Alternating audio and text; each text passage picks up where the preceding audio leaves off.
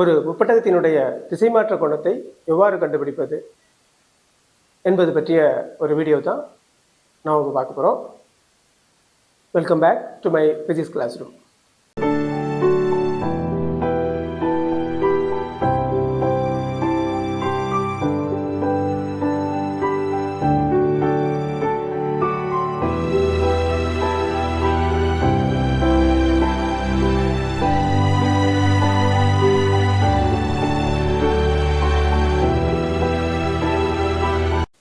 இது ஒரு முப்பட்டகம். ஒரு படுகதிரானது ஒளிக்கதிரானது முப்பட்டகத்தின் மீது பட்டு முப்பட்டகத்துக்குள்ளே ஒளி ஊடுருவல் அடைந்து ஒளி விலகல் அடைந்து முப்பட்டகத்தினுடைய இன்னொரு முகத்தின் வழியாக ஒளி விலகல் அடைந்த கதிரானது வெளிவருவதை நீங்கள் பார்க்கலாம். படுகதிருக்கும் செங்குத்துக்கோட்டுக்கும் இடையே உள்ள கோணம் படுகோணம் I என்று குறிப்பிடப்பட்டுள்ளது. அதே போன்று விலகு கதிருக்கும் செங்குத்துக்கோட்டிற்கும் இடையே உள்ள கோணம் R என்று குறிப்பிடப்பட்டுள்ளது. இப்போது நாம திசைமாற்ற கோணத்தை எப்படி கண்டுபிடிக்கலாம் அப்படின்னு பார்க்கலாம்.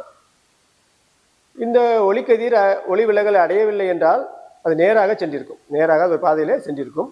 ஒளி விலகலின் காரணமாகவே இது திசை மாறி இங்கே சென்று கொண்டிருக்கிறது. அப்ப விலகல் அடைந்த கதிருக்கும் படுகதிருக்கும் இடையில் உள்ள கோணத்தை தான் நாம திசைமாற்ற கோணம் என்று அழைக்கிறோம். இப்ப விலகல் அடைந்த கதிர் எந்த திசையில் சென்றிருக்கிறது என்பதற்கு ஒரு கோடு ஒன்று வரைஞ்சிருவோம்.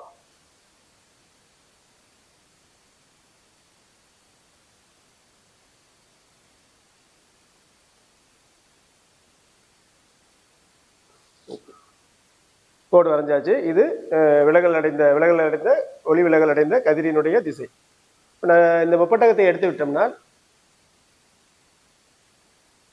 இந்த ஒளிக்கதிர் படுகதிரானது நேராக சென்றிருக்க வேண்டியது ஒளி விலகல் காரணமாக இந்த பாதையிலே போனுச்சு. அப்போ இந்த படுகதிரினுடைய திசைக்கும் ஒளி விலகல் அடைந்த கதிரின் திசைக்கும் இடையில் உள்ள கோணம் இந்த கோணம் தான். இந்த கோணம் திசைமாற்ற கோணம் D என்று அழைக்கப்படுகிறது. ஒரு முப்பட்டகத்தின் திசைமாற்று கோணம் என்றால் என்ன, அதை எவ்வாறு கண்டுபிடிப்பது என்று தெரிந்து கொண்டிருக்கலாம்.